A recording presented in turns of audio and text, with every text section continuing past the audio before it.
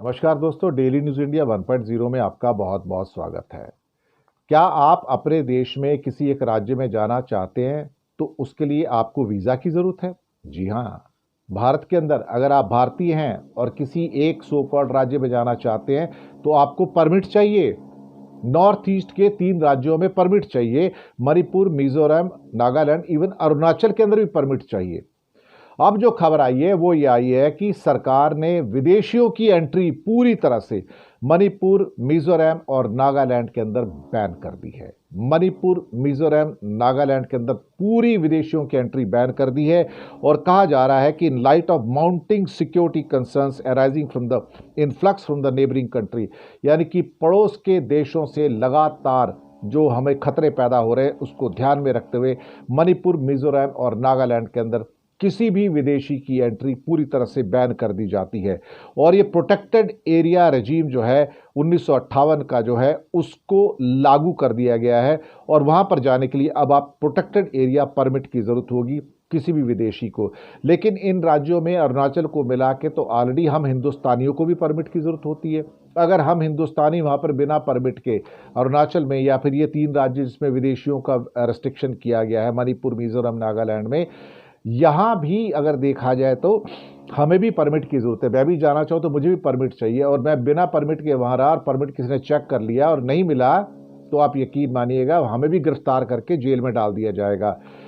अब आप कहेंगे कि नागालैंड को और मणिपुर को, मिजोरम को और बाकी जो नॉर्थ ईस्ट में मोदी जी कहते थे कि वहाँ तो हमने बड़ा विकास किया, अभी शांति हो गई, सब कुछ हो गया।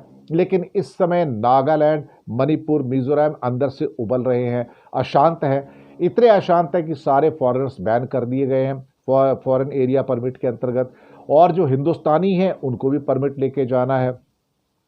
इन हालातों में एक बात बड़ी क्लियर हो गई, और मोदी जी मणिपुर का तो नाम लेते नहीं हैं, तो अब एक बात तो बड़ी क्लियर हो गई है कि ये एरिया हाईली डिस्टर्ब्ड एरिया में कन्वर्ट हो चुके हैं। हाईली डिस्टर्ब्ड एरिया, इसमें मणिपुर और मणिपुर और नागालैंड जो है उनका बॉर्डर जो है वो म्यांमार से मिलता है।